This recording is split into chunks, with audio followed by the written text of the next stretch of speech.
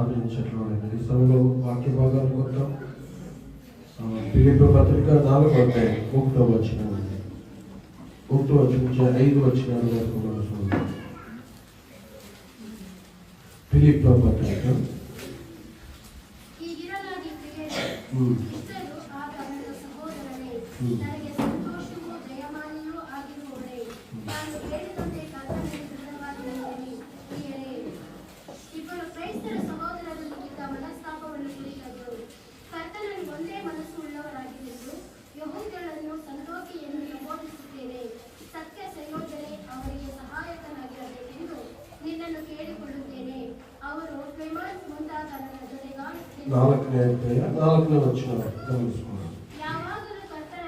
ಯಾವಾಗಲೂ ಕರ್ತನಲ್ಲಿ ಸಂತೋಷಿಸಿರಿ.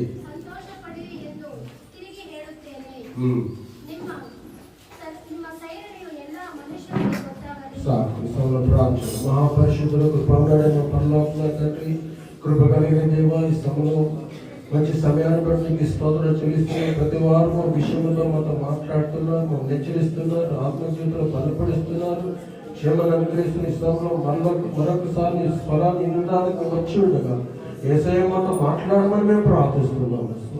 వాక్యం మీద చూడగా సాతాను తంత్రం విఫలపరిచింది. సాతాను ఏ తంత్రంలో చేసిన వాక్యం మీద ఉన్నట్లు మీరు దాన్ని విఫలం చేసి వాక్యం మీద ఆసక్తిగా గ్రహించి, అవును స్వామి, నీ కృప పొందేటట్లు సహాయం చేయాలని మేము ప్రార్థిస్తాం. ఇగో వాక్యం ఉంటుండగా ఈ బిడ్డలు బలపరచమని దీవించమని యేసు నామమున అడిగి వేడుకుంటున్నాం తండ్రి. హల్లెలూయా. 4వ అధ్యాయం 4వ వచనంలో మేము చూస్తుండగా ఎల్లప్పుడూ ప్రభువునందు ఆనందించుడి, మరలా చెప్పదను ఆనందించుడి. 3వ అధ్యాయం 1వ వచనం కూడా చదువుకున్నాం. ನನ್ನ ಸಹೋದರರೇ, కర్తನಲ್ಲಿ సంతోష ఆనందించుడి. ఇక్కడ ఆనందించుడని తెలుగు బైబిల్లో ఉంది, కన్నడ బైబిల్లో సంతోషం ఉంది. అంశాన్ని మనం పూర్తిగా తెలుసుకున్నాం. పౌలు ఫిలిప్పీ పత్రిక రాస్తున్నాడు. ఫిలిప్పీ పత్రికలో ఫిలిప్పీ అనే సంఘానికి రాస్తున్నాడు, ఎల్లప్పుడూ కూడా మీరు దేవుని యందు ఆనందించండి. ఉదయం ఆనందంగా ఉండేవాళ్ళంతా ఒకసారి ప్రభువునందు మీరేం చేయండి, ఆనందించండి అని ఫిలిప్పీ పత్రికలో ఫిలిప్పీ సంఘానికి రాస్తున్నాడు. ఇప్పుడు మాకు కూడా రాస్తున్నాడు, మీరు దేవుని యందు ఆనందించండి ఎల్లప్పుడూ కూడా. ఎల్లప్పుడు కూడా మీరేం చేయండి, దేవుని యందు ఆనందించండి, సంతోషంగా ఉండండి అని చెప్తా ఉన్నాడు. ఆ ఫిలిప్పీ పత్రిక రాసేటప్పుడు ఈ పత్రిక పౌలుడు ఆనందించని రాసేటప్పుడు ఆయన ఎక్కడున్నాడు ఆయన ఎక్కడి నుండి రాస్తున్నాడంటే సెరసాల్లో ఉండుకొని రాస్తా ఉన్నాడు. ఆయన ఆ పత్రిక రాసేటప్పుడు జైల్లో ఉన్నాడు. ఆయన ఎవరు? పౌలు జైల్లో ఉండుకొని, జైల్లో ఉన్న సంతోషమా? జైలుకి ఎవరైనా పోయొచ్చిండారా? అవకాశం పొద్దున్న అట్లాడుతారా? ఎవరు పోయొచ్చిండారు? పోతే ఆడ జైల్లో బాగా ఉండరు, బిడ్లు ఉండరు అనుకొని భోజనం తినేదానికే అయ్యాలే, పిచ్చిరెడ్డిగా తిరిగేదానికే అయ్యాలి. నాకు బోర్ కొడుతుంది, మొబైల్ చూద్దాము, టీవీ చూద్దాము, అతను సాధ్యమో లేదు. వాళ్ళు ఏదో పని పెడతారు, ఆ పని చేస్తూ ఉండాలి. బిడ్లు బాగా జ్ఞాపకానికి వస్తే దుఃఖపడుతూ ఉండాలి. ఏమి ఆ జైలు జీవితం అదొక వేదన జీవితం. ఇలా వేదన జీవితం ఉండే నడిపించేటువంటిది జైలు జీవితం. కానీ ఇక్కడ పౌలు అంటాడు, జైల్లో ఉండుకొని మీరు దేవుని యందు ఆనందించండి. ఈ జనాలకు ఫిలిష్తీ సంఘాన్ని చెప్తున్నాడా? ఆయన కూడా అంటాడు, నేను కూడా ఆనందంతోనే ఉన్నాను. జైల్లో కూడా ఎట్లున్నాను? అదే 1వ అధ్యాయం 19-20 చదివితే అక్కడ తెలుస్తుంది, నేను సంతోషంగా ఉన్నాను. ఈ ఫిలిప్పీ పత్రికలోనే చాలా సార్లు కూడా సంతోషం అనే మాట మేము చూడొచ్చు, ఆనందం అనే మాట చూడొచ్చు. మరి ఆయన ఎక్కడున్నాడు? సరసాల్లో ఉన్నాడు. ఆయన ఆనందిస్తూ ఆయన జనాలు కూడా సంఘస్థులు క్రైస్తవులు కూడా అంటున్నాడు, మీరు ఎల్లప్పుడూ కూడా మీరు ఆనందిస్తూ ఉండండి, సంతోషంతో ఉండండి. దేవుని స్తోత్రాలని. హల్లెలూయా.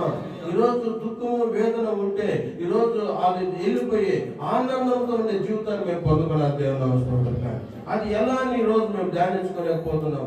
చూడండి, 14:17 వచ్చింది. దేవుని రాజ్యము భోజనమును పానమును కాదు కానీ నీతియు సమాధానమును పరిశుద్ధాత్మ యందలి ఆనందము అయి ఉన్నది. ఇది దేవుని రాజ్యం అంటే తినేది తాగేది కాదు, అది దేవుని యందు పరిశుద్ధాత్మనందు కలిగిన ఆనందం అయ్యింది. పరిశుద్ధాత్మనందలి అంటే పరిశుద్ధాత్మ ముఖాంతరంగా మా హృదయాలు ఏమొస్తుందంట? ఆనందం వస్తున్నది. పౌలు శరసాల్లో కూడా సంతోషిస్తా ఉన్నాడు, ఆనందిస్తా ఉన్నాడంటే అది ఎక్కడి నుంచి వచ్చింది? ఆయన లోపల ఉన్నటువంటి పరిశుద్ధాత్ముడు ఆయన అలాంటి సిచ్యువేషన్ లో కూడా ఆనందింప చేస్తా ఉన్నాడు. అదే చెప్తాను, మీరు కూడా పరిశుద్ధాత్మతో నింపబడి అన్ని సమయాల్లో మీరు ఏం చేయండి? ఆనందించండి. పరిశుద్ధాత్మతో. అదే గలాత్య పత్రిక 5:22 రాయబడింది. పవిత్రాత్మ ఫలం ఏమనగా సంతోషము, సమాధానము, దీర్ఘశాంతము, ఇలా 9 ఫలాలు అక్కడ ఉన్నాయి. పరిశుద్ధాత్మ అంటే ఫలము. పరిశుద్ధాత్మ మనం నిండి ఉన్నాడు అనుకోండి, పరిశుద్ధాత్మతో మేము నింపుబడి ఉన్నాం అనుకోండి, అప్పుడు ఎలా ఉంటుంది? అది నీతి ఉంటుంది, అక్కడ సంతోషం ఉంటుంది. ఇది ఎవరిస్తారు? పరిశుద్ధాత్ముడు మాకే ఇస్తారు. హల్లెలూయా. ఇప్పుడు దేవుని సంఘానికి వెళ్ళి, మందిరానికి వెళ్ళి దేవుని నమ్ముకొని ఇంకా మేము సంతోషంగా లేదు, ఇంకా మళ్ళీ ఆనందం లేదు, సంఘానికి వెళ్ళినా ఏడ్చేదే, ఇంటికి వచ్చినా ఏడ్చేదే, ప్రార్థన ఏడ్చేదే. కొందరు ప్రార్థన చేయండి అంటే ఓ అని ఏడ్చిపారేస్తారు, ఏడ్చి ప్రార్థన చేస్తారు. హల్లెలూయా. ఉండేదానికి సంఘానికి రావద్దండి అమ్మా, సంతోషంగా ఉండేదానికి, శుద్ధించేదానికి సంఘానికి రండి. హల్లెలూయా. ఎందుకు ఈ రోజు కూడా సంఘం వెళ్ళి దేవుని నమ్మకాన్ని కూడా ఏడుస్తున్నారంటే 3 కారణాలు ఉంటాయి. ఒకటోది, వాళ్ళు ఇంకా పాపం ఇడలేదు. పాపం ఇడుకున్నాళ్ళు దీక్షాసం తీసుకొని, కర్తవ్యం తీసుకొని మందిరానికి వెళ్తున్నా కూడా పాపం అనేది లోపల ఉంటే వాళ్ళు ఎప్పుడు కూడా ఆనందించకే సాధ్యం లేదు. హల్లెలూయా.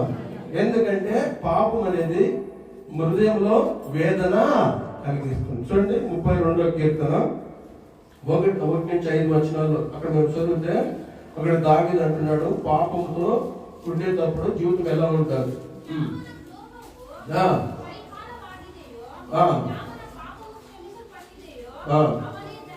అవనే ధన్యుడు, క్షమించబడిన వాడు, శుద్ధీకరించబడిన, పాపం తీసివేయబడినాడు ధన్యుడు.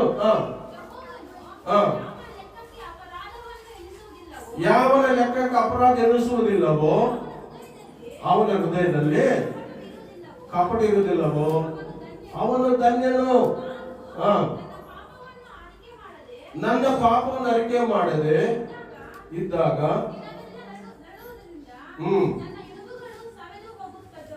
ಪಾಪ ಮಾಡಿದ ಅರಿಕೆ ಮಾಡದೆ ಇದ್ದಾಗ ನನ್ನ ಮೂಳೆಗಳೆಲ್ಲ ಅಲ್ಲೆಲ್ಲ సంశిపోతుండే. ఎట్లా? వేదనతో. వేదన ఎముకలు కూడా ఏం చేస్తుందంటే అదే సంశిపోయేటట్టు చేస్తుంది. పాపం అనేది ఉంటే మనసులో, పాపం విడుకునే నువ్వు నడుస్తూ ఉంటే, సంఘానికి వెళ్ళినాక యేసు నామములో పాపాన్ని విడిచిపెట్టాలి. పాపం అంటే ఏమి? దేవుడు ఆజ్ఞకి విరుద్ధం వెళ్ళడమే. దేవుడు ఏం చెప్పినాడో అది చేయకుండా, దేవుడు చెప్పుకొని నువ్వు చేస్తే, తాగడం కానీ, వ్యభిచారించడం కానీ, ఏ పాపమైనా కూడా దేవునికి విరుద్ధంగా సాధించేది, పగల ప్రతీకారం పెట్టేది, ఇలా ఏం చేస్తున్నా కూడా నీకు ఆనందం వచ్చే సాధ్యము లేదు. సంఘానికి వెళ్ళినా ఏడుస్తుంటావు, ఇంటికి వెళ్ళినా ఏడుస్తుంటావు, ఎక్కడికి వెళ్ళినా ఏడుపే ఉంటుంది. దాని నుంచి యేసు నామములో దేవుని సన్నిధికి వెళ్ళి ఎవరే కానీ పాపాన్ని సంపూర్ణంగా, ప్రభువా పాపాన్ని నువ్వు నాలో నుంచి తీసివేయి. హల్లెలూయా. పాపం నాలో నుంచి తొలగిపోను గాక. మేమెవరో దేవుని సముఖంలో నీతివంతులు, మేమెవరో పరిశుద్ధులు, మేమెవరో యేసయ్య రాకడికి సిద్ధపడుతున్న వధువు సంఘము. చేతులపడి దేవుని స్తోత్రిద్దాం. హల్లెలూయా. మేము పాపంలో జీవించడానికి రాలేదు, పరిశుద్ధులుగా మారడానికి వచ్చినాం. ఎలా పరిశుద్ధులుగా మారినాం? యేసు స్వామి శిలువలో చిందించిన రక్తం మమ్మల్ని పరిశుద్ధులుగా మార్చింది. యేసు వాక్యం వింటుండగా ఆ వాక్యం అనుసరిస్తుండగా నీతివంతులుగా మేము మార్చబడి ఉన్నాము. మేము పాపలము కాదు. హల్లెలూయా. ఇంకా నీ మనసాక్షి ఈ సభలో నేను హెచ్చరిస్తుంటే ఈ పొద్దు దేవుని ముందు అరికచ్చేయి, ప్రభువా నేను పాపిని, నా పాపాలన్నీ కూడా నీ శిలువ రక్తంలో కడిగివేయి ప్రభువా.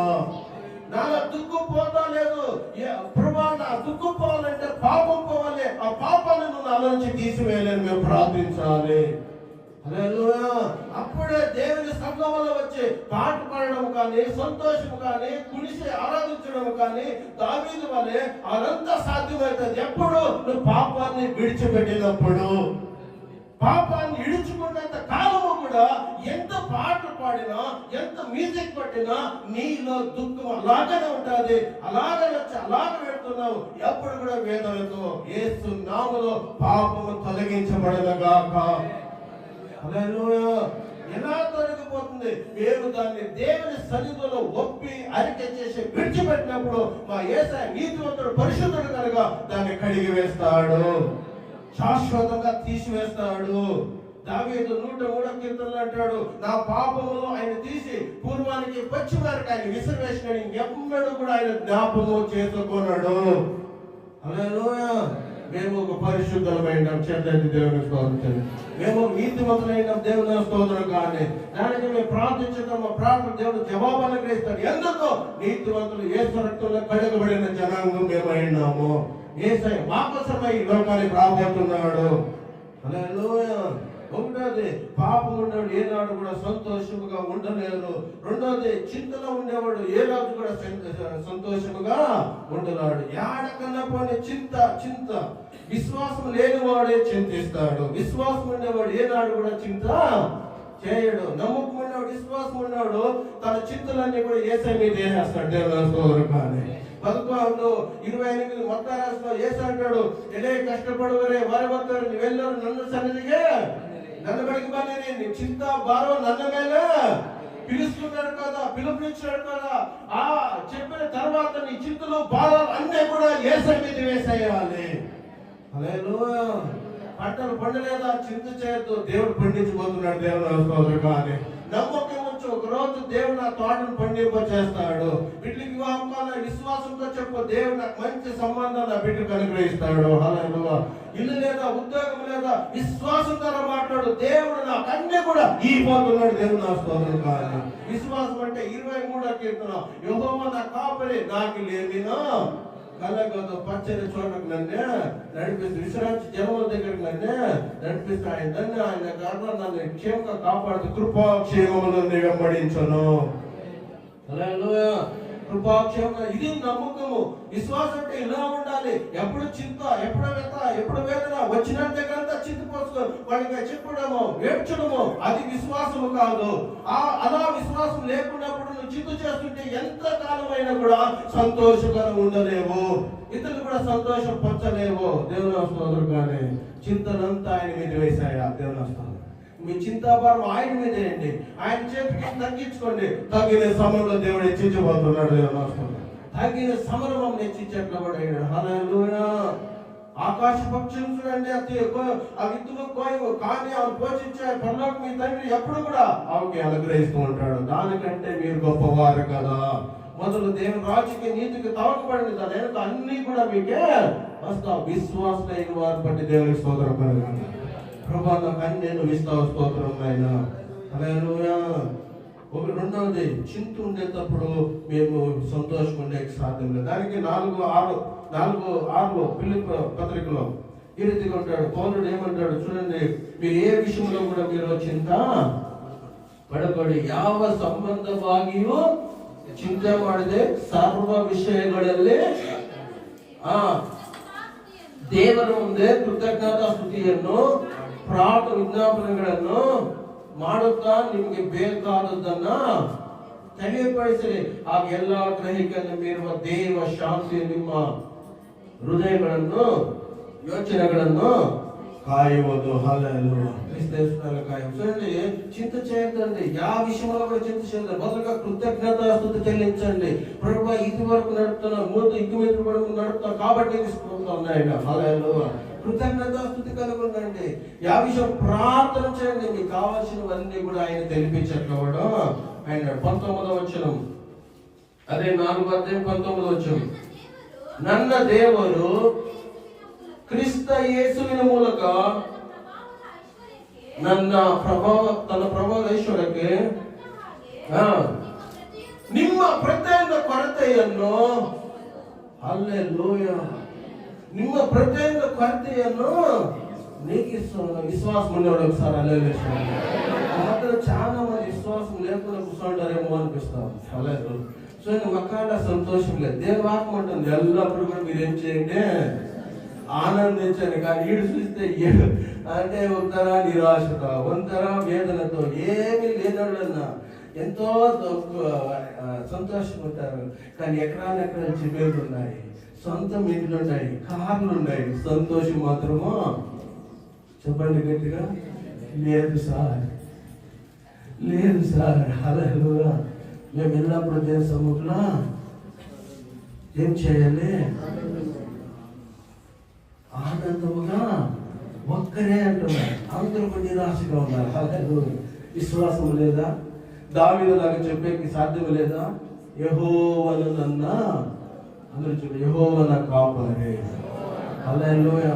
నా కొరతలన్నీ ఆయన నీకు ఇస్తాడు. పౌలు అంటున్నాడు, క్రీస్తులో ఐశ్వర్యం తగ్గట్టుగా అన్ని కొరతలు ఆయన ఇప్పటికి నీకు ఇస్తున్నాడు కాబట్టి మేము ఎడుతున్నాం కదా. దేవుని స్తోత్రం. ఇప్పుడు నీకు ఇస్తున్నాడు కదా, నీ ప్రార్థన ఎన్నో ఉత్తరం ఇచ్చినాడు కదా, నీ బంధువుల మధ్యలో అన్నదమ్ముల మధ్య నిన్నే హెచ్చించి దేవుడు ఆశీర్వదిస్తా ఉన్నాడు కదా. ఆయన కొరతలు నీకు ఇస్తున్నాడు. వాక్యం వినడం కాదు, నా అనుభవంతో చెప్తాను, దేవుడు నా కొరతలు నీకు ఇస్తాడు. ఎక్కడన్నా మమ్మల్ని ఏ స్థితిలో మంచి స్థితిలో నిలబెట్టాడు కదా. వాక్యం అంటే ఏ విషయంలో చింత చేయదండి, ప్రతి ఒక్క విషయంలో దేవునికి విజ్ఞాపన ప్రార్థనలో చెల్లించండి. అప్పుడు దేవుడు క్రీస్తు ఐశ్వర్యం తగ్గట్టుగా అన్ని కొరతలు నీకు ఇచ్చేట్లవాడు అన్నాడు. మా దేవుడు ఐశ్వర్యం తగ్గట్టు, మా దేవుడు ఐశ్వర్యంతుడు. హల్లెలూయా. మా దేవుడు పేదవాడా? యేసయ్య పేదవాడా? హల్లెలూయా. బంగారు షాపులన్నీ ఎవరివి? గట్టిగా చెప్పండి. చెప్తాను, దానికి ఎందుకు సంశయం, అవునా కాదా అన్నాడు. బంగారంతా, భూమిలో ఉండే బంగారంతా మా యేసయ్యే, పంటలన్నీ మా యేసయ్యే, సముద్రాలు యేసయ్యే. ఇప్పుడు జనాలు దాంట్లో అంతా ఎత్తుకొని తింటా ఉన్నారు. వాళ్ళు పేర్లు కొన్ని చేపించుకున్నారు, వాళ్ళ పేర్లో కొన్ని ఉండొచ్చు. ఎవరు ఎన్ని పేర్లు ఉన్నా కూడా పన్నాడు అనుభవించి ఉండొచ్చు. కానీ సమస్తము మా యేసయ్యదే. దానికి ఎక్కిస్తున్నట్టాడు, సమస్తం ఆయనదే. హల్లెలూయా. భూమిలో ఉండేవాళ్ళు అన్ని కూడా మా యేసయ్యవే. ఆయన క్రీస్తు ఐశ్వర్యం తగ్గట్టుగా మా ప్రతి ఒక్క కొరత నీకించట్లా ఉన్నాయంట. విశ్వాసంతో అడిగారు, మరి నా చింత ఎందుకు? ఆయన ఇస్తాడు కదా, నీకు చింత ఎందుకు? ఇచ్చి తిరిగి చింత చేస్తావా? తప్పు. కృతజ్ఞత కలగకూడదు. కృతజ్ఞత కలగండు. ఇచ్చినాడు కదా, కొత్త నీకు ఇస్తాడు కదా. దేవుడు ఉత్సాహమును సంతోషించే దేవుని కావచ్చు. నేను ఒకటోది, పాపం ఉన్నప్పుడు సంతోషించగలే, చింతుండేటప్పుడు సంతోషించగలే. మూడోదిగా పాతవన్నీ జ్ఞాపకాలు. అలా ఎప్పుడో 10 ఏళ్ళు వెనక్కి జరిగింది, 15 ఏళ్ళు వెనక్కి జరిగింది. అన్ని కూడా ఏం చేస్తా ఉంటారు కొందరు, జ్ఞాపకమా అప్పుడు అలా జరిగింది, ఇప్పుడు ఇలా. ఏమంటే పాతవన్నీ కూడా ఏం చేస్తారు జ్ఞాపకమా. వాక్యం ఏమంటుంది? యెషయా గ్రంథము చూడండి, వాక్యం ఏమంటుంది? వాక్యం చాలా 43వ అధ్యాయం 18వ వచనం.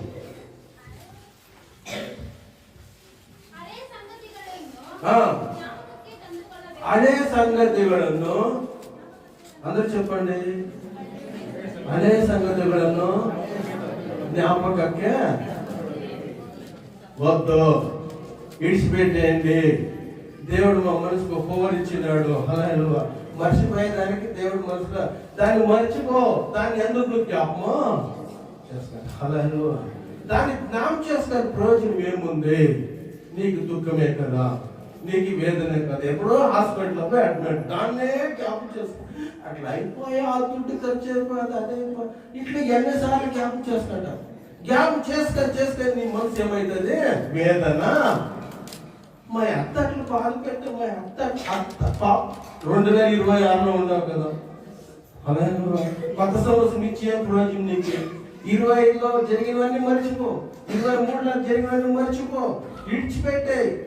అలా వాడట్లు చేసే, దయచేసి అవన్నీ జ్ఞాపకం చేసుకునేదో నీ మనసు బాధ. ఏమో ఒకటే నువ్వు గుర్తుపెట్టుకోవాలి, ఏమి దేవుడు చేసిన ఉపకారములో ఎప్పటికీ మరవకూడదు. అవి ఎప్పుడైనా ఎట్లయినా అనుమానకూడదు. ఎందుకంటే ఆ ఉత్తేజం కలిగిస్తుంది, మాకు నమ్మకాన్ని హెచ్చిస్తుంది, ఇంకా మా సమస్యలో మాకు బలం ఇస్తుంది దేవుడు చేసిన ఉపకారాలు. కానీ చెడువి పాపకారాలు ఏదైనా కానీ పాత ఏమన్నా కూడా మేము చెల్లి మార్చే పోవాలి. అలా ఇంట్లో ఏదైనా పాత సామాన్ ఉంటే అది చూసినప్పుడు మాకు ఏమనిపిస్తుంది, అదే పక్కన కొత్త సామాన్ ఉంటే దాన్ని చూసినప్పుడు ఎంత ఆనందమో కలుగుతుంది. అలా పాత దాన్ని ఎత్తి పారాయాలి. వాక్యం అంటే అదే సంగతిలన్నా అదే వచ్చిన చదవండి 43:18. వాటిని జ్ఞాపకము చేసుకొనకుడి, మునుపటి వాటికి జ్ఞాపకములు చేసుకొనకుడి, పూర్వకాలపు సంగతులను తలంచుకొనొద్దు. ఇదిగో నేనొక నూతన కార్యము చేయుచున్నాను. నువ్వు పాత మర్చిపోతే, పాత్రని ఈడ్చిపెడితే దేవుడు అంటాడు, ఇగో నేను ఒక కొత్త కార్యము నీ కోసమే చేసి పెడతాను. చేతులు కూడా దేవుడు స్వరంతామా. ఇగో ఒక నూతన కార్యం దేవుడు చేసేవాడు. దేవుడు ఏదో ఒక కొత్త కార్యం నీ జీవితంలో దేవుడు తలబెట్టబోతున్నాడు. ఆయన కొత్త కార్యం చేస్తాం. పాత్రను విడిచిపెట్టాయి, పాత్రను మర్చిపో, దాన్నే జ్ఞాపకం చేసుకొని దుఃఖపడొద్దు. కొన్నిసార్లకి నువ్వెందుకు ఉపవాసం చేయవో ఏసయ్యా అంటే చేస్తారు, ఇప్పుడు చేయరు, నేను వెళ్ళిపోయే టైం వస్తుంది అప్పుడు నా శిష్యులు ఉపవాసము చేస్తారు. అప్పుడు ఒక మాట అంటాడు ఏసయ్య, పాత బట్టకి కొత్త బట్ట ట్యాపే ఇప్పుడు చేస్తే ఏమవుతుంది, అది చిరిగి అది ఈడుస్తూ ఉంటుంది, చిరిగిపోతుంది. కొత్త బట్ట పాత బట్టకి. అలా పాత జీవితం యేసునామములో తొలగిపోవాలి, కొత్త జీవితం కలిగి ఉండాలి. 2:5-10 ఎవడైనా క్రీస్తులో ఉంటాడు నూతన సృష్టిగా మారును, నూతన సృష్టిగా. హల్లెలూయా. అప్పుడు చూడండి సంతోషం ఉంటుంది, దేవుడు కొత్త కార్యాలు, కొత్త ఆలోచన. కొత్త బట్టలు వేసుకుంటే సంతోషం ఉంటుందో లేదో? హల్లెలూయా. కొత్త బట్టలు వేసుకుంటే సంతోషం, పాత బట్టలు వేసుకుంటే వేదనగా ఉంటుంది. ఒక ఏమో మా చర్చికి వస్తానే పేద బట్టలు వేసుకొని నేను చూస్తే ఏడ్చుకొని ప్రార్థన చేయండి. ఆయమ్మ చూస్తే నేను ఏడ్చుకుని ప్రభావం దరిద్రతను తొలగించాను. ఒకరోజు నేను ఒక ఇంటి పురోజనానికి వెళ్తే ఆయమ్మ వచ్చింది, రేషన్ చీర కట్టుకొని గొంతుకి నకిలీ చేసుకొని ఫుల్ బంగారు వేసుకొని వచ్చేసి ప్రభు ఈఎం కోసమే నేను ఏడుస్తా ఉండేది. అప్పుడు ఈఎం ప్రభు ఈఎం దరిద్రతను పేదరికం కలిగిస్తే నేర్చుతాను. కానీ ఆయన ఆల్రెడీ ఐశ్వర్యం కాదు, నాకు తెలియదు. అక్కడ చూస్తే బంగారే రేషన్ చీర. అలా దేవుని సన్నిధికి వచ్చేటప్పుడు బయటకు రావాలి ఆనందంగా. హల్లెలూయా. యేసప్పా నీ సన్నిధికి వచ్చేటప్పుడు నేను సంతోషంగా నాకు ఇచ్చిన నువ్వు బట్టలు. హల్లెలూయా. ఎంతోమంది బట్టలు నాకు ఇచ్చిన వేసుకొని నీ సన్నిధికి రావాలి. హల్లెలూయా. ఏమనకంటావో పక్కన వాళ్ళ గురించి విడిచిపెట్టి యేసయ్య గురించి ఆలోచించాయి. హల్లెలూయా. ఎందుకంటే నీకు బట్టలు ఇచ్చేది ఆయన, బంగారు ఇచ్చేది ఆయన. యేసుకొని ఇక్కడ ఎవరు పెరుక్కోరు, నిన్ను దేవుడు ఇంకా ఆశీర్వదిస్తాడు. చేతులు దేవుని వాక్యం ఉంటుంది, అనేకంగా జ్ఞాపకకే. హల్లెలూయా. నువ్వు సంతోషపడాలంటే, నువ్వు ఎన్నప్పుడు ఆనందించాలంటే పాత దాన్ని నువ్వు మర్చిపో.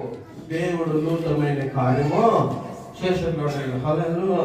ఇలా దేవుని సన్నిధానంలో మేము ఎల్లప్పుడూ పౌలు చెప్పినట్లు ఆనందంతో ఉండాలంటే పాపం వదలాలి, రెండోదిగా చింత వదలాలి, మూడోదిగా పాతవన్నీ కూడా మేము మర్చిపోవాలి. దేవుని ఇప్పుడు వాక్యం అంటారు ఏమి, మీరు ఎల్లప్పుడు కూడా ఏం చేయండి, ఆనందించండి. పరిశుద్ధాత్మలో నింపబడి మీరు ఆనందము. పరిశుద్ధాత్మ నింపుదలంటే మేము అభిషేకంతో నింపబడాలి, ప్రార్థించాలి దేవుడి దగ్గర.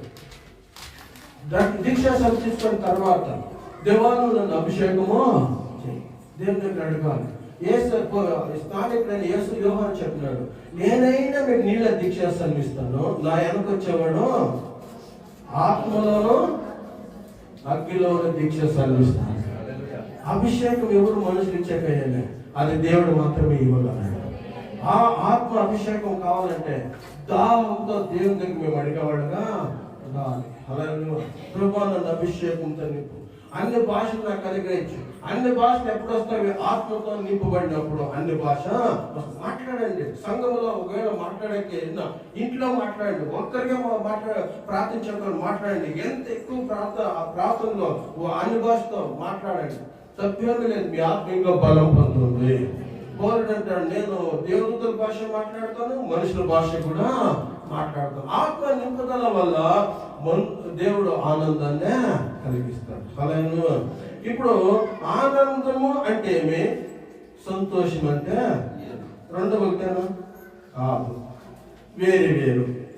ఆనందం వేరే, సంతోషము వేరే. సంతోషం అంటే ఎలా అంటే, ఎప్పుడు మాకు సంతోషం వస్తుంది? అలాగే చేతి నిండా దుడ్డు, ఒక 500 రూపాయలు కట్టు 4 చేతులు పడిందంటే స్తోత్రం వేసాయా, స్తోత్రం వేసాయా. ఫాస్ట్ ఎంత చెప్పినా స్తోత్రం ఇచ్చాడు, ఆడ స్తోత్రం చెప్తాడు. కానీ ఆ దుడ్డు శాశ్వతంగా ఒక దావల దుడ్డు వస్తే భలే అనుభవం. 4 దావలు, ఎన్నో దావలు అదే దుడ్డు చుట్టుకున్నట్లే అది వస్తుంది. మరలా ఎంత వచ్చాయి ఎంత పోయి. అలా అది వచ్చినప్పుడు ఏమవుతుంది? సంతోషమా వస్తుంది. ఉద్యోగం వచ్చినప్పుడు సంతోషం. అలా నాకు ఉద్యోగము వచ్చింది, మంచి పెళ్లి సమానం వస్తే ఒక సంతోషం. అలా మా కూతురికి ఇంక అందరికీ చెప్పడమే, అందరికీ కూడా మా బెంగళూరు సిటీ చిన్నాడు 50 కంపెనీ చెప్పాడు. ఇంక సంతోషం కాదు, ఇది సంతోషం. దీన్ని లేమన్నా ఒక కార్యం జరిగితే దాన్ని చూసి ఆ సంతోషం అంటారు. అలాగే దాన్ని. కానీ ఇవి శాశ్వతమో కాదు. అవన్నీ కూడా వస్తావి, వెళ్ళిపోతా అంటావి. ఒక మంచి పాటలు వచ్చిన కొన్నాళ్ళకి వేదన కలుగుతుంది. ఇవన్నీ శాశ్వతం కాదు. దానికి అది కాదు చెప్తానేది. ఎల్లప్పుడూ కూడా మీరేం చేయండి? క్రీస్తులో మీరు ఆనందించండి.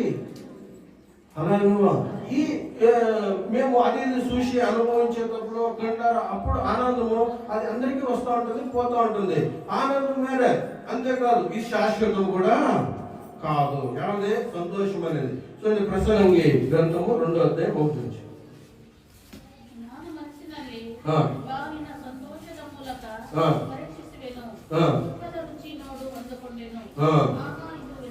సొలొమోను చెప్తాడేది ఏమని? నా మనసుకి నేను ఏం చేస్తాను? సంతోషంగా పెట్టేదానికే అదించుతాను, కానీ నిన్ను సంతోషం చేత శోధించి చూస్తును. నీవు మేలు అనుభవించి చూడమని నేను నీ హృదయముతో చెప్పుకుంటుని. ఆయన అంటాడు, నా కండ్లకి ఏమి మరుగ చేయలేదు, నా మనసుకి ఏమి తప్పించలేదు. ఆయన అంటాడు, ఆహా గాలి దాకి సమస్తము వ్యర్థవాయకు. అంతా కూడా ఏమైపోయింది? వ్యర్థమే. అలా ఆయన గురించి పక్కన పెట్టి మన గురించి ఆలోచించారు. సంతోషం కోసం ఎంత చూసినాము, ఎన్ని మార్గాలు వెళ్ళాము, ఎన్ని ఎంత దుడ్డు ఖర్చు పెట్టినాం. ఇప్పుడు నీకు ఏమన్నా లాభం ఉందా? ఏమన్నా నిలిచిందా? ఆయన అంటాడు సొలొమోను, సమస్తము ఏమైందే? వ్యర్థమే. అలా సమస్తము వ్యర్థమే. నువ్వు సంతోషంగా ఉండాలని ఏమేమి చేస్తావో అవన్నీ కూడా వ్యర్థమా అయిపోయింది. అలా దాని నుంచి పౌలు చెప్తానేది సంతోషము ఎప్పుడు సంతోషించి అనేది ఆనందించనేది ఇది కాదు, లోక ప్రకారంగా కాదు, క్రీస్తులో యేసయ్యతో. హల్లెలూయా అని అంటాడు. దేవుని ఆత్మతో నింపబడి మీరు ఏం చేయండి? ఆనందించండి. అది శ్రమల్లో కూడా సంతోషంగా ఉంటుంది. శ్రమలో కూడా ఆనందం కలిగిస్తుంది. హల్లెలూయా. ఆ ఒక ఆనందము మీరు పొందుకోండి. ఆయనే మాకు ఆయన రికమెండ్ చేస్తారు. మీరు దేవునిలో చిక్కే ఆనందం, క్రీస్తులో చిక్కే ఆనందం మీరు పొందుకోండి. అది ఎప్పుడు కూడా ఎవరు తీసేసే సాధ్యమో లేదు. హల్లెలూయా. ఇవి కార్యం జరిగినప్పుడు, ఇవి డబ్బు వచ్చినప్పుడు, ఇది మంచి కార్యం చూసినప్పుడు, కానీ క్రీస్తులో ఆనందము ఏమి చూడకుండా కూడా నువ్వు హింస అనుభవిస్తా ఉన్నా కూడా నీ లోపల దేవుడు ఆనందం కలిగిస్తాడు. శ్రమలు వచ్చినా కూడా ఆనందం కలిగిస్తాడు. హల్లెలూయా. పరిశుద్ధ ఆత్మ లోపల ఉండేటప్పుడు చూడండి, పౌలు సరసాలు వేసారంట. సరసాలు వేసి అప్పటికే కొట్టేసినారు, రక్తాలు వచ్చినంత వాళ్ళు శంకరులతో బంధించినారు. కానీ వాక్యం అంటే మధ్య రాత్రుల్లో పౌలు లేచి దేవుని ఆరాధించే స్తుతి పాటలు. ఎక్కడి నుంచి వచ్చేటువంటి ఆనందం, వాళ్ళ సనగడం లేదు, వాళ్ళ దేవుడు ఎందుకు మాకు ఇలా శిక్ష విధించి మంచి కార్యం చేస్తాడు బాధ లేదు, ఆనందంతో వాళ్ళు స్తుతించేది. అది ఎక్కడి నుంచి వచ్చిందంటే పరిశుద్ధాత్ముడు వాళ్ళు ఆనందం కలిగి చేసినాడు. హల్లెలూయా. శ్రమంలో కూడా, ఎట్లాంటి కష్టాల్లో కూడా పరిశుద్ధాత్మ లోపల ఉంటే మాకు ఆనందాన్ని దేవుడు కలుగ చేస్తాడు. దానికి మేము ఏమి చూసేట్లు, రీల్స్ చూసేట్లు అవసరం లేదు, మొబైల్ చూసేట్లు అవసరం లేదు, కామెడీ ప్రోగ్రామ్ చూసేట్లు అవసరం లేదు. పరిశుద్ధాత్మ లోపల నుంచి కూడా ఆనందాన్ని పొంగింపచేసేట్లు అయినాడు. ఇదే దేవుడు యేసయ్య సమరయ స్త్రీతో చెప్పిన మాట. 4:10-11 వచ్చిన చదివితే ఆ యేసయ్య అంటాడమ్మా, ఈ బాయిల నీళ్ళు తాగినాడు మరలా దాహము అవుతాడు, కానీ నేను ఇచ్చే నీళ్ళు పరిశుద్ధాత్మ నీళ్ళు తాగితే వాడికి ఎప్పటికీ కూడా దాహము వేయదు. హల్లెలూయా. అది అవది పరిశుద్ధాత్మ అభిషేకం పొందుకుంటే, దేవునితో మంచి సంబంధం కలిగి ఉంటే నీకు ఎప్పటికీ దాహము, సంతోషానికి పరిగెత్తడం అవసరం ఏమీ లేదు. ఈ ఆనందం చిక్కాలంటే దేవునికి మాకు మంచి సంబంధం ఉండాలి. దేవునితో నువ్వు ఎంత సత్సంబంధం కలిగి ఉంటే నీ హృదయంలో అంత ఆనందాన్ని దేవుడు పొంగింప చేసేట్లాడాడు. హల్లెలూయా. దేవుడు ఏం చెప్తారు చూడండి, 1:9 యెహోషువ పుస్తకం 1:9.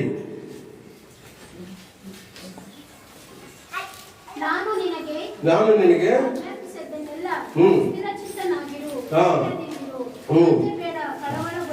ಅಂಜಬೇಡ, ಕಳವಳಗೊಳ್ಳಬೇಡ. ನೀನು ಹೋಗಿ ನೀನು ಹೋಗುವನೆಲ್ಲ ನಿನ್ನ ದೇವರಾದ ಯೆಹೋವ ನಿನ್ನೊಂದಿಗೆ. దేవుడు అంటాడు అక్కడ, యెహోషువ నువ్వు యావదాంట్లో కూడా దిగులు పడకు, భయపడకు, వేదన చెందకు, నువ్వు వెళ్ళే సమయాలంతా కూడా నేను నీ తోడుగా ఉంటాను. అదే 5-9 వరకు చదివితే నేను నిన్ను చెయ్యి విడవను, నీకు తోడుగా ఉంటాను, ఈ స్వాస్థ్యము, ఈ దేశము నువ్వు గెలిచి నీ ఇశ్రాయేలు జనాలకు నువ్వు స్వాధీనము చేతవు అంటా ఉన్నాడు. హల్లెలూయా. అదే యేసయ్య మనం రోమపత్రికలో 8:25 వస్తే అక్కడ అంటాడు, దేవుని ప్రేమించే బిడ్డలందరికీ కూడా ప్రతి ఒక్క కార్యము కూడా అనుకూలంగా మారును. ప్రతి ఒక్క కార్యమే ఎలాగ మారుతుంది? అనుకూలంగా మారుతుంది. చెప్పలేదు దేవుని స్తోత్రం. నువ్వు దేవుని ప్రేమించబడైతే ప్రతి ఒక్క కార్యం కూడా నీకు అనుకూలంగా మారుతుంది. అదే 8వ అధ్యాయంలో యేసయ్య అంటాడు, దేవుడు మా పక్షాన ఉంటే మమ్మల్ని ఎదిరించేవాళ్ళు ఎవరు? 31 వచనం, 8వ అధ్యాయం 31 వచనం త్వరగా చదువుదాం.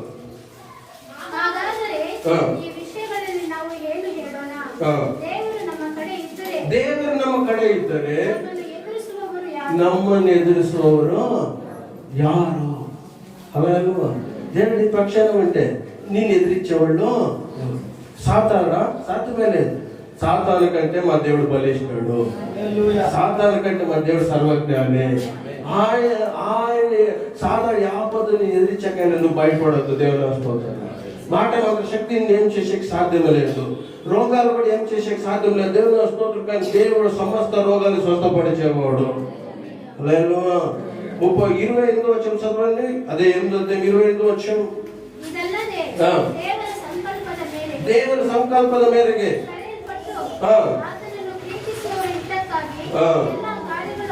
ಎಲ್ಲ కార్యಗಳು అనుకూలవాగువు. మాకు అన్ని కార్యాలు కూడా దేవుడు అనుకూలంగా మారుస్తాడు. యోహాను రాసిన సువార్త 14:1-4 వచనాలు చాలా యేసయ్య మాట్లాడుతున్న శిష్యులకి ఏం మంచి మాటలు. ನಿಮ್ಮ ಹೃದಯ ಕಳವಳಗೊಳ್ಳದೆ ಇರಲಿ, ದೇವರನ್ನು ನಂಬಿರಿ, ನನ್ನನ್ನು ನಂಬಿರಿ, ನನ್ನ ತಂದೆ ಮನೆಯಲ್ಲಿ ಬಹಳ ಬಿಡಾರಗಳಿದ್ದಾವೆ. హల్లెలూయా. స్తోత్రమే చెప్పేలే, స్తోత్రమే చెప్పేలే. పాస్టర్ ముగించి మా వెళ్ళిపోవాలా అన్నట్టు. హల్లెలూయా. స్తోత్రం చెప్పాలి. ఏసే అంటున్నాడు, కలవడం పడకండి, నా తండ్రి ఇంట్లో చాలా ఇండ్లు ఉన్నాయి. ఈ లోకంలో మేము బాడిగిళ్ళు ఉండొచ్చు, పరలోకంలో బాడిగిళ్ళు ఉండేట్ల అవసరమో లేదు. అక్కడ సొంత మీద దేవుడు మనకు సిద్ధమో. ఇండ్లు కాదు, అవి ప్యాలెస్. ఒక్కొక్కరికి ఒక ప్యాలెస్ దేవుడు చూడండి. స్తోత్రం లేదు, స్తోత్రం లేదు, ఈ కొన్ని స్తోత్రం లేదు. ఏదనే దుఃఖమే దాన్ని ఆస్తిగా పొందుపరిస్తున్నారు కొంతమంది. దుఃఖమే నా పాలకు వచ్చింది, ఏమన్నా నేను దుఃఖపడతాను. చూడండి, నగేదానికంటే ఏడ్చేది ఈజీ, అవునా కదా? నగాలంటే ఎవరన్నా వచ్చి ఒక జోక్ చెప్తే అది కూడా నగేది కష్టమే. కానీ ఏడ్చమంటారా, భలే ఏడుస్తారు. అబ్బా ఏసో ఎక్కడున్నావు అయ్యా నువ్వు చూడండి. అదే నగమాలంటే అయ్యాది పర్సెంట్ ఏముందని నగలే, ఏం సాటి నగరు. ఏడమంటే భలే బాగా. ఇంకా ఆడవాళ్ళు చెప్పాలి, నా కన్నీళ్ళు ఎక్కడుంటావో సర్వ చూస్తాం. ఏం మా అంటే అయినా గోడు పోసుకుంటాడు, నువ్వు చేసిన పని నువ్వు ఎగామని వస్తుంది. హల్లెలూయా. నేనేమంటాను, నేను అక్కడ యావాగులు కర్తనల్లే. హల్లెలూయా. సీరియస్గా తీసుకుని ఎప్పుడు కూడా మేము ఏం చేయాలి? దేవుని ఎందుకు సంతోషించాలి, ఆనందించాలి. పౌలు ఇంకో మాట్లాడతాడు 3వ అధ్యాయం 1వ వచనంలో, అదే మిమ్మల్ని దేవుని స్థిరపడిస్తారు. మీరు ఎప్పుడూ సంతోషంగా ఉంటే అది మిమ్మల్ని ఏం చేస్తుంది? దేవుల్లో స్థిరపడిస్తుంది. ఏడుస్తూ ఉంటే కొన్నాళ్ళకి మీరు స్థిరపడుకొని వెళ్ళిపోతారు దేవుల్లో. ఎందుకు? దేవుని ఏం ప్రయోజనం అండి? మీరు ఆనందిస్తే దేవుళ్ళు స్థిరపడతారు. దేవుని హల్లెలూయా, హల్లెలూయా. అలా ఆనందించాలంటే దేవునితో మంచి సంబంధం మేము కలిగి ఉండాలి. దేవుని వాగ్దానాలు మేము పొందుకోవాలి. యెహోషువ, నేను విడను, నీ దేశమంతను జయించి నీ బిడ్డకు స్వాధీనము, అంతవరకు నేను విడను. ఈ దేశంలోని శత్రులు జయించక నీకు బలం ఇస్తాను. ఈ దేశ భూమిని సొంతం చేయడానికి నేను సహకారము ఇస్తాను. హల్లెలూయా. నేను సొంతం చేసుకుంటా. నేను చెప్పిన ప్రవచనముగా మీరు మీ బిడ్డలు అందరూ కూడా మంచి సంబంధాలు వచ్చేటట్లు, మంచి ఇల్లు కట్టేటట్లు, మంచి మీరు కోరుకొని జరిగేటట్లు యేసయ్య సహాయం చేసేట్లా తెలియదమ్మా. ఇప్పుడు స్థితి వేరే, రాబో స్థితి దేవుడు ఇంకా మంచిగా మారించట్లా. హల్లెలూయా, హల్లెలూయా. నేను చూస్తాను ఇదే చర్చిలోనే అందరూ నడుచుకొని వచ్చేవాళ్ళు. చర్చికే ఆడికి వస్తే ఈడ వచ్చేవాడు. ఇంకా సైకాలను కూడా వచ్చిండ్రేమో కొంత. అంత పేదరికము, కెనెటిక్ ఎవరి దగ్గర అప్పుడు ఎక్సెల్ కూడా లేదు. హల్లెలూయా. ఇప్పుడు అలాగనే ఉంది స్థితి. ఎదుగు గుడ్ల మీద చేసుకొని చెప్పండి, ఇప్పుడు అలాగనే ఉందా? హల్లెలూయా. రాబో దినాలు ఇంకా అధికపడిస్తాడని విషయాన్ని తెలుస్తుంది. ఇప్పుడు ఏముందో దీనికంటే మంచి స్థితి ప్రభువా. ఒకరోజు ఎవరైనా కార్లో పోతాడు, ఇట్లా చూసి ఈ కార్లో ఉండాలి మీరు చూడండి, వాళ్ళు ఇట్లా తిప్పుకుంటారు. అంటే స్టాండర్డ్ మాకు కారు ఉంది, మీరు ఇట్లా చూస్తే వాళ్ళు ఇంకా ఇట్లా అంటారు. కానీ సైకిల్ మీద పోతాను, మీరు ఇట్లా చూస్తే ఏమన్నా అన్నాడు. దేవుడు ఇదే ఎదురు చూసి నమ్మేదాని జీవితంలో సమస్తము హల్లెలూయా. ఇప్పుడు ఏమున్న ఈ స్థితి కాదు, రాబో స్థితిని చూసి దేవుని స్తుతించాలి. దేవుడు అంటాడు, కొడుకునే ఇచ్చిన దేవుడు సమస్తాన్ని మీకు ఇవ్వకుండా ఉండడా ఉంటాడా? కొడుకునే ఇచ్చేసినట్టు మా కోసం. దేవుడు ఒకే ఒక వారు యేసయ్యను మాకు ఇచ్చాడు. నీకు సమస్తం ఇవ్వకుండా ఉంటాడా? ఖచ్చితంగా ఇస్తాడు. సమయం వచ్చినప్పుడు, సమయం వస్తుంది ఈ బోధన. హల్లెలూయా. దానికి వాగ్దానము యెహోషువకి దేశము శత్రువులు జయించి నీకు ఇస్తారు. యెహోషువ నిన్ను నేను చెయ్యే, దేవుడు పట్టేనట్టు చెయ్యి, ఇంకెప్పటికీ మమ్మల్ని చెయ్యి వదలడు. హల్లెలూయా. నీకోసమే పరలోకంలో నేను బిడాల సిద్ధమా. శిష్యులు కేసు అంటాడు, నేను మిమ్మల్ని అనాథలుగా, నేనుండే చోట మీరు ఉండాలి, నేనుండే చోట మీరు ఉండాలి, నేనుండే చోట మీరు కూడా ఉండి దేవుని ఆరాధించాలి. నేను అంతవరకు కర్తపాలు తీసుకొని ఇప్పుడు మేము కర్తపాలు తీసుకుంటాం, వ్యవసాయం తీసుకుంటా ఉండలేదు కర్తపాలు. మా రోజు ఏమన్నట్టు వచ్చిన అప్పుడు ఇచ్చే శిష్యులకి ఏమన్నాడంటే, మరలా దేవుని రాజ్యంలో మీతో తీసుకునే వరకు నేను కర్తపోయినమో తీసుకొని ఇప్పుడు ఏసై తీసుకుంటా ఉన్న పరలోకంలో ఎందుకో తెలుసా, మాతో కలిసి ఒక రోజు కర్తపోయి తీసుకుంటాడు. ఎంత మంచి ఏసయ్యా, మీతో కలిసి నేను కర్తపోయినమో అందరితో బిడారా సిద్ధం చేస్తూ నాతో మీతో కలిసి ఉండాలి. మీరు ఎవరన్నా మీ చుట్టాలింటికి ఎంతో ప్రేమగా మాట్లాడాలి, అట్లా చుట్టాలకి వెళ్ళండి. ఒక దినం ఉండండి, 2 దినాలు ఉండండి, 3వ దినం మిమ్మల్ని అక్కడ ఉండేరు వాళ్ళు అట్లా మీరు పట్టుగా ఉండాలంటే వాళ్ళు అంటారు, మాకేమో పోలేదు మేము ఎక్కడికో. వాళ్ళ ఉద్దేశం మిమ్మల్ని ఖాళీ చేయాలని. కానీ ఏసీ అంటారు, నేనుండేతో మీరు ఉండాలి, నేను మీకోసం బిడారా సిద్ధం చేస్తాను. వయసు అయిపోయిన వృద్ధాప్లైన మీ ఆత్మ రాని పరలోగా నేను మీతో కలిసి జీవిస్తాను. హల్లెలూయా.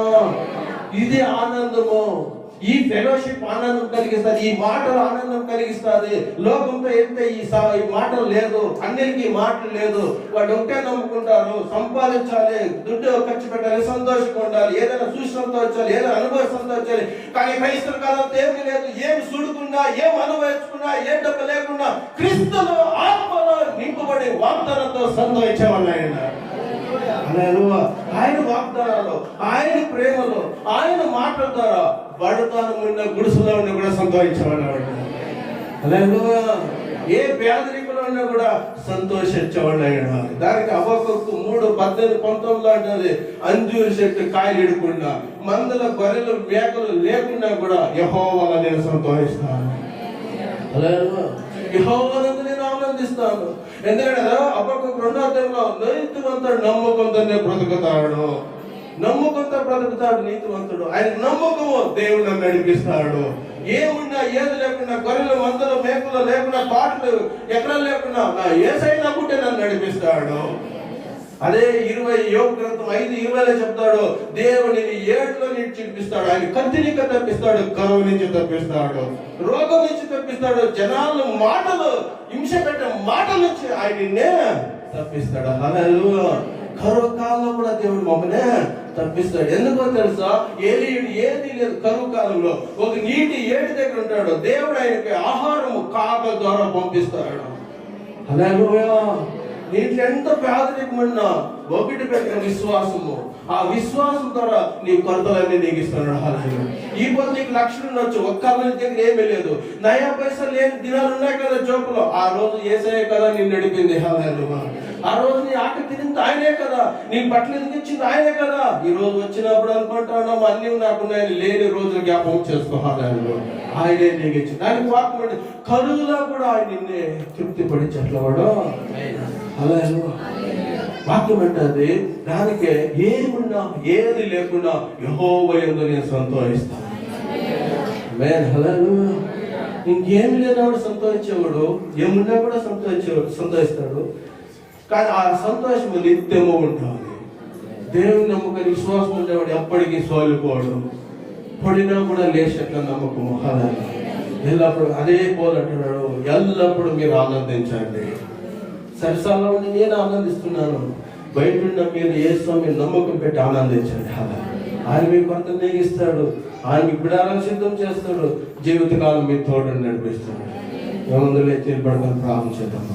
ప్రభా, నిత్యమైన ఆనందం, వస్తువులతో వచ్చే సంతోషం కాదు అబ్బా, ఆస్తులతో సంతోషం అవన్నీ అశాశ్వతం. మేము చూస్తున్నాం టీవీలో, ఆస్తులు ఉండేవాడు సూసైడ్ చేసుకుంటాడు. 10,000 కోట్లు ఉండే ఒక వ్యక్తి సూసైడ్ చేసుకున్నాడు. పైన శుక్రవారం దానికి ముందు కాపీ సిద్ధార్థ సూసైడ్ చేసుకున్నాడు. వీళ్ళకంతా కోట్లు ఆస్తులు ఉన్నాయి. కానీ ఏది లేని క్రైస్తవులు దేవుని సంతోషపడుతున్నారు. ఎందుకంటే దేవుడు ఉన్నాడు, ఆ యేసయ్య మాటలు ఉన్నాయి. ఆ మాటలు ఎంతో సంతోషపెట్టేట్లా ఉంటుంది. కన్న తల్లి ఒకవేళ మర్చనేమో, నేను నిన్న మరో నా మాట ఎంత సంతోషిస్తాను.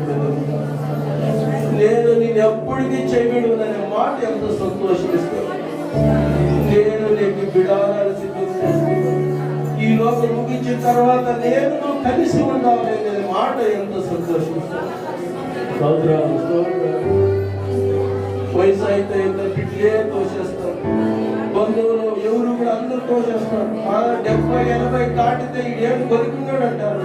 కానీ యేసయ్య అంటాడు 90లో కూడా నువ్వు నాకు కావాలి, 100 నాకు కావాలి. 100 లోటు పిలిచినప్పుడు నేను నా దగ్గరికి నువ్వు రా, నేను నువ్వు కలిసి పొలగదా యుగాలు కూడా ఏళ్ళే ముందు. దేవుడు ఎంత ప్రేమిస్తాడు, దేవుడు ఎంత ప్రేమిస్తాడు. ఎంత మంచి దేవుడు యేసయ్య, ఎంత చక్కని మాటలు యేసయ్య మాటలు. అదే ఆనందం. పోలంటాడు దానికే మరణమైనా నాకు లాభమే, ఉన్నా కూడా అది క్రైస్తవులకు ప్రయోజనకరం. ఏ దారించుకోవాలో నాకు తెలియదు. అలాంటి ఆనందం, అలాంటి ఆనందం సమయంలో ప్రార్థన. ఇల్లు కట్టేవాళ్ళు గుర్తించుకోండి, ఇల్లు బాధపడిపోతారు. కార్మికులను గుర్తించుకోండి, కార్మికుడా ఓడిపోతారు. నువ్వేది సంపాదించిన అంత గతించిపోతుంది. యేసయ్య ప్రేమ నిరంతరము నిలిచి ఉంటుంది. యేసయ్య ప్రేమ ఎప్పుడెప్పటికీ నూతనమైతా ఉంటుంది. ఆయన వాత్సల్యం నూతనమైతా ఉంటుంది. వాత్సల్యం నూతనమైతా ఉంటుంది. నూతనమైన వాత్సల్యంతో నేను దర్శిస్తూ ఉంటాడు యేసయ్య. నూతనమైన వాగ్దానాన్ని దర్శిస్తూ ఉంటాడు. సోదరుడైన సంవత్సరం దగ్గరకు వచ్చి బిడ్డ భయపడకు, నేను మళ్ళా ఏం తెచ్చి బలపరచు, దేవుడు బలపరచు, శక్తితో నింపాడు. నువ్వు ఒంటరిగా ఏ కాని ఉండేటప్పుడు యేసయ్య మాట్లాడేటాడు. ఎందుకు ఏడుస్తున్నాడు, ఎందుకు చుట్టుపడుతున్నావు? నేను నీకు తోడుగా ఉంటాను, యుగాలు నీ తోడుగా ఉంటాను. భయపడుతుంది, కన్నీళ్ళు తుడిచేది యేసయ్యనే.